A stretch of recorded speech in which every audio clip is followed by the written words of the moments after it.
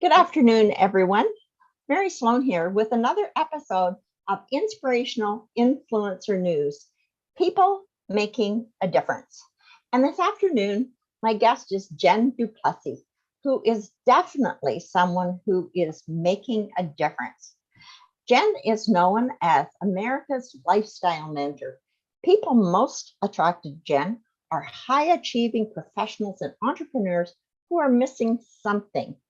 Through her mastermind, she helps people increase the awareness of what's possible to multiply their results in record time while having the courage to say yes to their personal lives.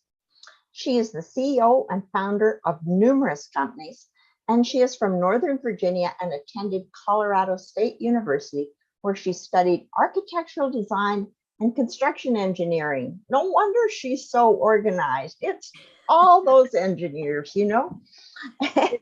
She's been married to her high school sweetheart for 38 years, has 2 children and 3 grandchildren. She and I share the grandchildren. Grandchildren are all perfect.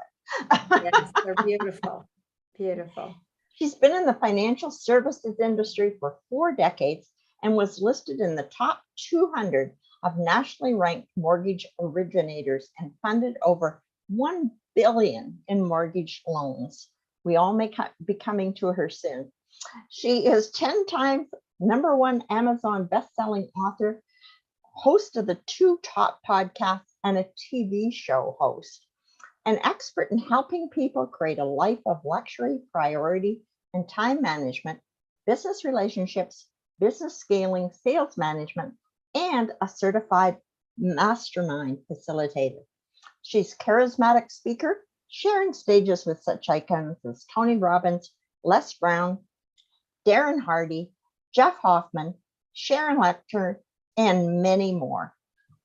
So she provides so much consulting and help through her high-level masterminds and retreats. You will want to reach out to her when this is done.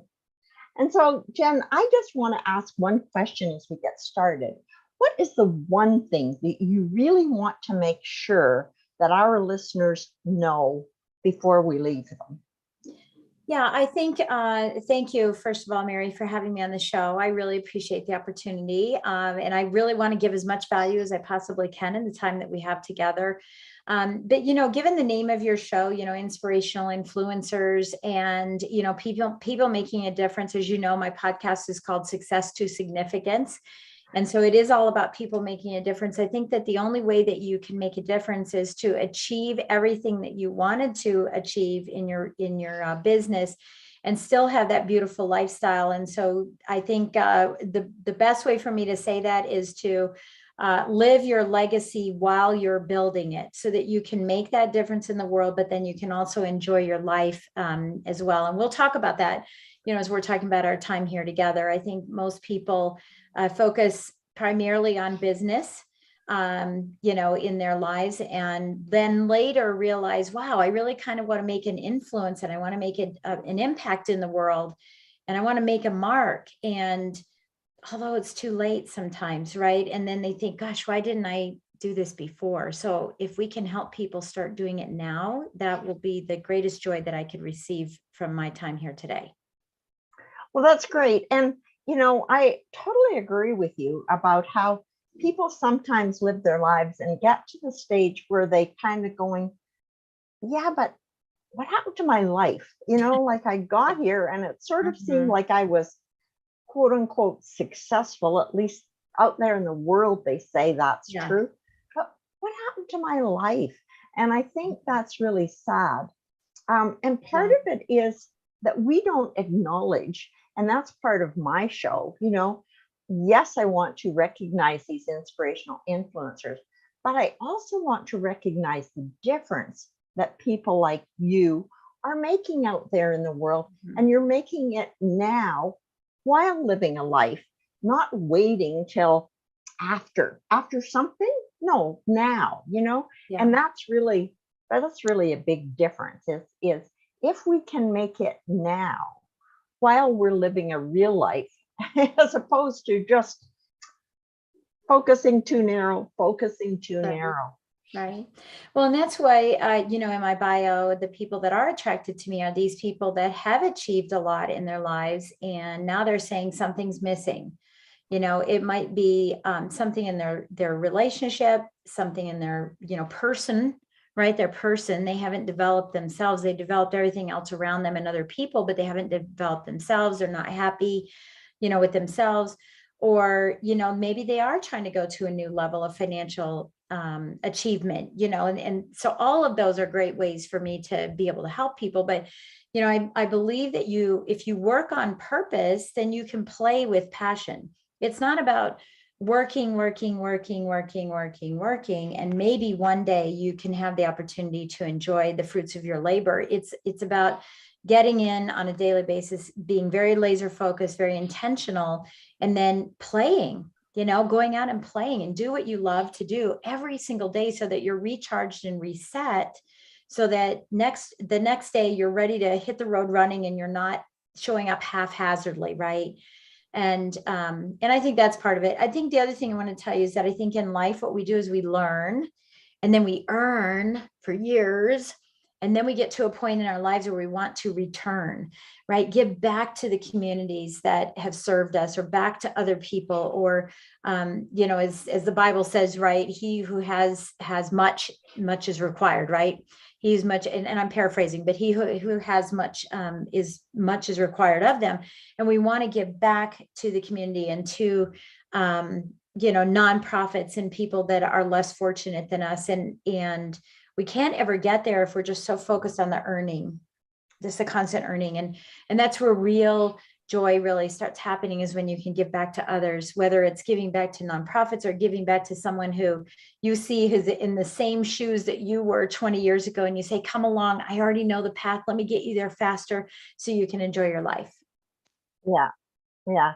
And it's such a neat thing to be in a community, of the coaches, authors, speakers, because a lot of these people have had and still have amazing lives. I mean, the number of people who are multi-book authors, I mean, holy smokes, that's a lot of work.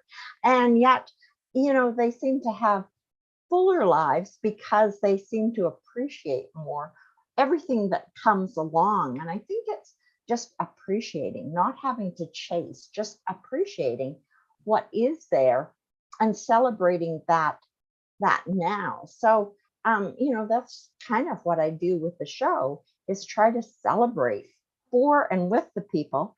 Hey, you're living a great life now. Let's tell people so they can see how themselves in that, and they can see that they too can have a great life, or maybe they are. Just say thank you. Yeah. Yeah, I think that's important too. And I think, again, in my bio, I mean, this is part of what I help people with, is that, achieving the things that they want to achieve in their lives sooner, right? Multiply their results in record time, whatever those results are. It doesn't have to be financial. It could be the result of having more freedom, right, to do the things that you want to do. But it's also recognizing what is it you want to do, because when I think as adults, when we're bored, we do two things, right? We either, and I'm not saying everybody does two things, but we have this tendency to binge watch on TV. In my case, because I'm German, I'll clean my house till it's clean, right? Or I'm going to work. And that seems to be what people do, is they default to, is like, when we're bored as adults, we're going to do something that is like clean my house. My husband, for example, works on cars. He'll go out and start tinkering with cars, binge watch, or, I'm going to go back to work and just keep working. And, so you have to have that intention of, what are the things that I enjoy in my life, so that when I have that time, I'm excited about going and doing the things that I absolutely love to do, rather than when I have that time, I'll just fill the void with some things that don't move me forward professionally. Like you were saying, is I was listening to, I mean, just in the time that I've given you my bio, you'd said 10-time #1 bestseller. I'm now 14 in just a Wow. short time, right? And we have another one coming out in a couple of months. We have like maybe 3 or 4 more coming out. And I'm amazed because I always thought, well, I'm just going to write one book because everyone said you need to. And okay, fine, I'll do it. But I'm amazed that my personal growth continues, to grow exponentially. And therefore I continue to have ideas and strategies and things that I want to share with people in all these different books. So I'm amazed that I even have that much in my mind to think about. So that's what happens when you start growing like that. Well, and when you have grown, it's great to spend time.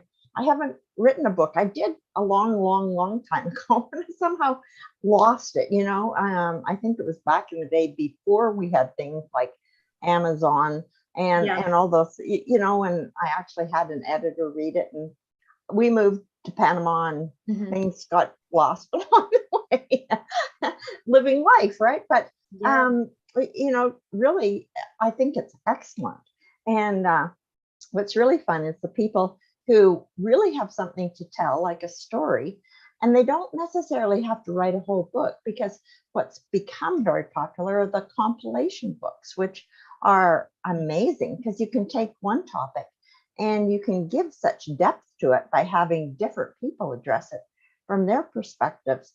Because really, it's amazing what people see differently from a single topic. A shocking difference. Yeah, we're in the middle of a book called Six Figure Chicks. And so it's all a whole bunch of us that make more than 6 figures and that kind of thing, and how we broke that ceiling, years ago. I mean, for me, it's been 20 some years that I first broke 6 figures, but for some, it's just new. And when they asked us a question, they said, well, as we're putting the book together, we don't really know how we're going to put it together, with whether we want everyone to write their own chapter, answering all these questions, or we want to have chapters with the questions. What if everybody answers the same question? And I said, well, hey, why don't you ask us a question? And they did. And there were 5 of us on the call, and we all had a different answer, to the same exact question. So yeah, compilations are great. I've been, in the author piece of it. I've been the compiler, right? The main author, like the editor. Right. Well, I haven't been the editor, thank goodness, but I've been the main author, bringing other authors in. And then I've written my own books as well. And, I like all of them. And like I said, I continue to grow. So there seems to be more and more. And I think once you get into it, you start everything that you experience becomes another book. Like, for example, a couple of weeks ago, everybody remembers when 3,000 flights were canceled and it was a big debacle. And I was in that, and I don't want to go into all the detail, but I'm writing a new book called Gate B7. Because I looked at that and thought, oh, this is a nightmare. But then I realized, wow, this is an opportunity. All the people that I was chatting with are now chapters in the book about their stories. And, it's just having the alertness and the awareness of what's happening around you that can create these beautiful stories that can tell lessons. Well, that's a real story, because, as the world was shutting down, people were like panicking. I'm here and I want to get there, and there's no flights, and oh my gosh. Yeah, well, that was during COVID, right? But this was 3 weeks ago. It was just a nightmare. It cost a recent nightmare. Yeah, it cost me another X number of thousands of dollars to get where I needed to go. And it was not good. It was one of the worst experiences. And I travel all the time. I'm on the road 2 to 3 weeks out of every year or every month. And wow. And I was like, wow, this is the worst. And I was actually on the brink of tears for the first time in the travel situation. But I just, I turned it around, like you said, with gratitude, right? I turned it around and said, okay, what am I learning here? And what I learned is that, I don't, especially for me, when I travel, I am in my zone. I have my earbuds in. I don't talk to anybody. I don't get on a plane. I do fly first class and I talk to people there, but I don't usually talk to anybody. And it forced me to talk to people. And I thought, well, there's the lesson. There's a lesson of gratitude, of making me halt a little bit and have these conversations with people and learn their stories. And I realized my story wasn't so bad. wasn't bad that I couldn't get where I wanted to go. It was bad for them. Yeah, yeah. And that's a real learning too, Mhm. is, reach out to other people because they're suffering. They'd love to be able to have somebody else here. Somehow or other, it seems like even when you're in a bad situation, and if you've traveled a lot, like you clearly have, and I have, you get in some really strange situations where you're like, okay. And if you can start talking to other people about it, all of a sudden it doesn't seem so horrible. First of all, Right. you're not alone. And secondly, probably your situation isn't nearly as bad as somebody else's, Yeah. No, not nearly as bad. And, again, that's why I'm going to write this book, with, 10 or 12 chapters from people that I met, just, making up stories and having the real truth in it as well. But it'll be a fun book. Yeah. Travails of, of traipsing across the world or Right. whatever. Trials and tribulations of travel. And that's, yeah. Gate B7, trials and tribulations of travel. And so that'll come out. I don't know when it's going to come out, probably next year, 2023 sometime. Cool. Cool. Well, I mean, there's enough of us travel, and people are always traveling. Books are really good things to have Oh, yeah. on your phone. Mhm. Now we can put them on our phone, Yeah. which is amazing because I remember back in the day, half my luggage was books because I Mine love still is. I have to be honest with you. Mine still is. I'm a dog ear highlighter kind of person. I love taking notes. I found that reading a book digitally, unless it was a fiction book or something. If it's a self-help or a business book, I just have to have the actual book because I take all the notes that I have and I want to remember certain things. And so I tend to either make the decision not to read while I'm traveling, or read a book. I'll have a book with me, and I'm a speed reader. I read anywhere from 2 to 3, sometimes 4 books a week. And I'm really big on reading. And so I have to carry a couple books because I'll finish it before the flight. So yeah, that was my problem. So I'm happy using my phone and I can take notes on a piece of paper or something. But yeah, and so tell us more about, because you do 2 podcasts. Tell us more about those various podcasts and what really people can listen to them for. yeah. Well, thank you for asking. So the first podcast is called Mortgage Lending Mastery. I'm the longest running podcast in that space. I'm in the top 300 podcasts in Apple iTunes as a whole, in business and business management as a result of that podcast.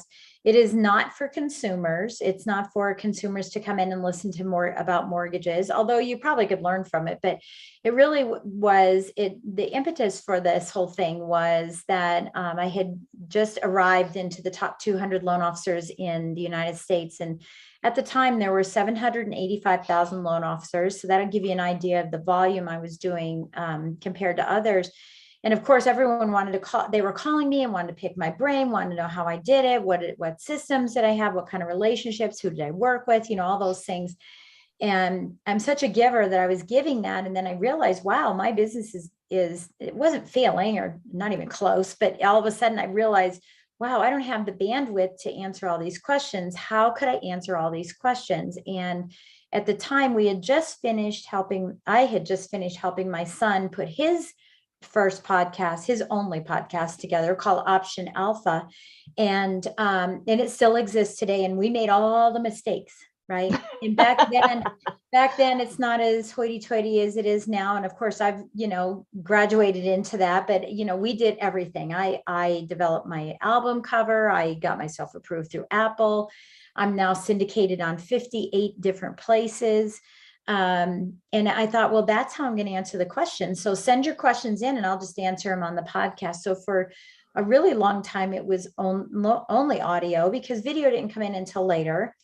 It was only audio and I would just answer questions, and that's called a monologue. And I was doing a monologue. And then I started inviting people in and talking to other loan officers, talking to real estate agents, talking to vendors, anything to help a loan officer and or a real estate agent move their business forward and, give them as much as I could. So that continues to go very well. And I'm thankful for that podcast because I wouldn't be doing what I'm doing now if I hadn't started that podcast. And then once I left in lending, so I'm no longer in it. So you had said in the beginning, we may need her. No, you don't need me. Don't call me. I don't do loans anymore. I'm done after 37. Yeah, but you probably know somebody. Oh, and I know everything about it, and I coach loan officers. So I certainly know the business. My husband and my daughter are still loan officers, so I'm helping them all the time. But I don't do loans, so don't call me and get loans. But after I did that, I started, speaking across the country, and then I started moving into the universal speaking environment. And I spoke at an event called City Summit and City Gala, and Les Brown saw me. And his son, Les Brown Jr., LBJ, Les Brown Jr. reached out to me and said, we'd like to have you on our speaking staff. Faculty is what they call it, speaking faculty. Can we do some things together? So we started doing some things together and traveling. And then boom, COVID came, and, Les has been sort of in the house ever since then. But while I was on stage, people would say, what's your podcast? And I'd say Mortgage Lending Mastery. And they would say, oh, and I thought, well, I guess I need a more universal podcast. So for me, it was, I started thinking about and I actually had it in my mind what it was, because, I was shifting from this success and this identity in the mortgage space. And I think many of us have that, we have a role, we're a CEO of something, or we're the vice president of this, or whatever our role is. And, when we're making that shift out of that daily job into entrepreneurship or into sales, or solopreneurship, now we're shifting from the success into wanting to be significant and want to really make a change. So I would lay bed at night and go, what is life after I do this? I'm successful, but now I really want to make my mark on the world. I want to be significant. And my husband said, well, it's life after breaking through glass ceilings. And I said, well, I didn't want anyone to think it's all just women, because typically glass ceilings, implies women. So I just made sure that I have men on it. In fact, the first 10, I think, were men. Maybe one was a woman, because I wanted to make sure everybody understood that we all have ceilings that we break through. It could be divorce, it could be losing weight, it could be mental illness, it could be job changes. There's a lot of ceilings that we all break through. So it's anything and everything from success to making, significance, and that shift and that transformation in between.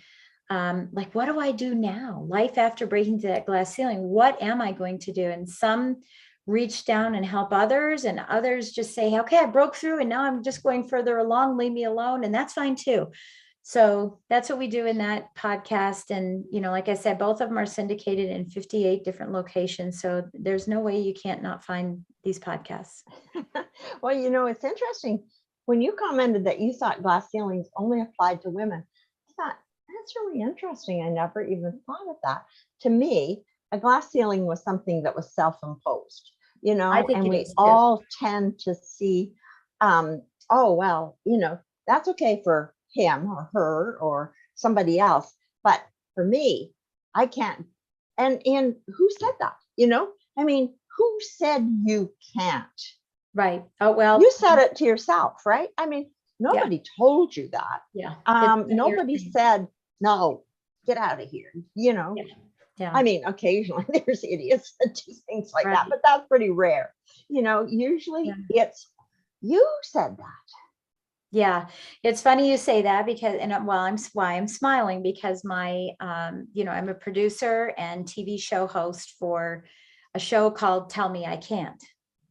And because, that's really been my adage, is don't tell me I can't. I didn't want to call it don't tell me I can't. I just want to say, tell me I can't and watch what I do. Tell me I can't and get out of my way. Right?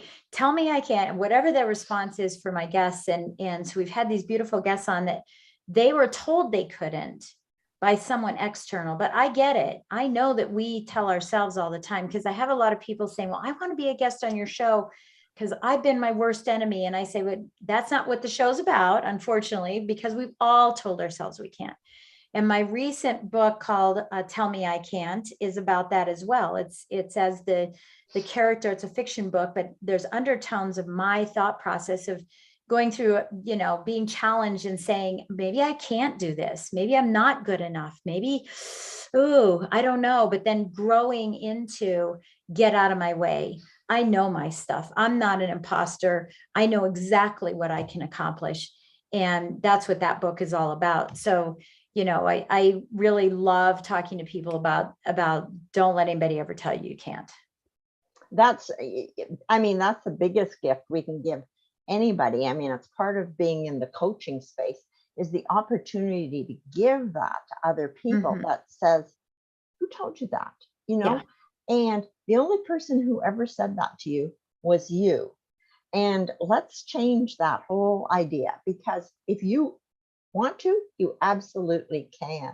And you see people all the time, well, I can't charge more, or I can't do more, or I can't do this, or I can't. And it's all here. that glass ceiling is all here. Yeah. And it takes a special person. I mean, there's a lot of people that when they are told they can't by somebody, and it's not just you. I mean, I get, someone says it to you and they plant a seed and then you believe it and then it becomes your own, right? And it's not receiving the information about being told you can't do something, but rather how you react to it. And there's a lot of people, and statistically 97% of people in the world, when they're told they can't, actually believe they can't. And the 3% who hear they can't take off. And so the whole goal behind this in moving, to a significance so that I can make a mark in the world is sharing these people's stories so that others say, well, wait a minute, if they could, then maybe there's hope for me. Yeah. Like Jessica Cox, she has a rare disease. She was born without arms, and she's the only licensed pilot in the world. She's a licensed pilot. She flies with her feet, but she doesn't just fly a plane. First of all, I don't fly a plane. I don't fly a plane either. Right. And then she plays softball and I don't play softball. She surfs and I don't surf. She's a certified scuba diver and I don't do that either. And I mean, she's just absolutely amazing. So everybody told her, you can't do these things. And she said, get out of my way, watch what I can do. And, that's just to give others hope, Yeah. Well, that's amazing. And that's the best hope that we can give anybody. And, as we're coming to the end of the show, I mean, it's a great place to kind of leave people with, don't believe you can't. I mean, nobody has the right to tell you that. Oh, they will. For heaven's sake, don't tell yourself that, Right. Yeah. Just don't believe it and find it within you. All of us have a gift. So find your gift to get out of that, debacle of whatever someone told you can't do. And, and of course I was told that all my life. And, so for me, that was an easy fix. At some point it became an easy fix, just get out of my way, watch what I can do. Yeah. Thanks for sharing. Now just get out of the way. Yeah. Get out of my way. Oh, I'm a driver. Yeah, I am definitely a driver. There is no question about it. Yeah. Yeah. Well, let's give them hope out there, because they are all drivers, and everybody has that innate ability to do whatever they want to do. And, dream big and dream bigger and dream even bigger, because there isn't a limit unless you let there be a limit, I think. And I totally agree. Anyway, thanks a lot. It's been really, really a lot of fun. Thanks. And I've got to keep listening to your podcast, because I've heard a couple of episodes and they're fantastic. Oh, well, thank you. Thank you so much. I appreciate that. Yeah, no, I mean, it's just great to be able to hear. And I mean, that's sort of like, we're so blessed. We have so many ways to get information, to get inspiration, and, stick earbuds in and go for a walk, and get inspired while you're walking, or you're out in nature, please, get inspired, do amazing things. Amen. Amen.